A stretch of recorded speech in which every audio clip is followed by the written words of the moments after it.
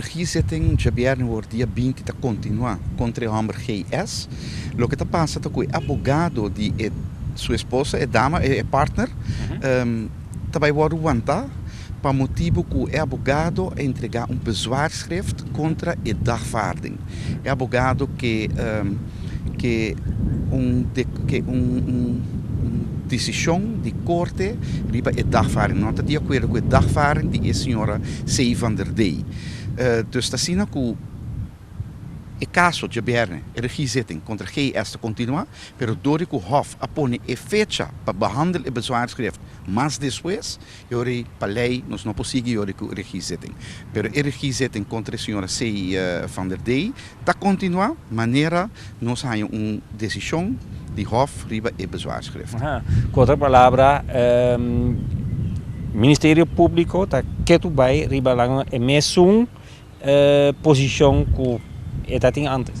Correto, mesmo coisa, nós está claro para caso. O que passa agora é que o advogado pues a pedir decisão de Hof riba bezwaarschrift, não que protestar contra o bezwaarschrift, contra a dagvaarding de a senhora C. van der Dey, e mas se trata de bezwaarschrift e promê.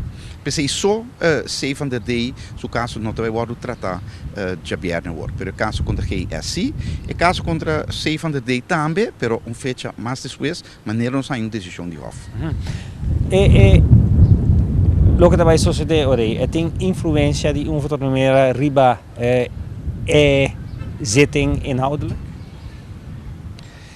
Sim, Bambisa tem aparentemente pues de parte de advogado tem problema com a dagvaarding. É acusação não. Se Hof aceitar o reclamo de advogado, eu reporting algo para o caso contra C. van der Dey. O caso contra GS não tem nenhum bezwaarschrift entregar, dus é também que é a mesma coisa. Pode ser, está depender que o Hof vai decidir ou não escuta advogado, para o que está de bezwaarschrift de dagvaarding. Caso com influência é um? Sim. Pero não olvidar que não tem inhoudelijke behandeling ainda, que tem regiezitting. Ainda mesmo vai vir a regiezitting ainda, pues, para a senhora C. van der Dey, vai vir fecha depois. E o Westing vai ficar fecha para todos caso para a inhoudelijke behandeling.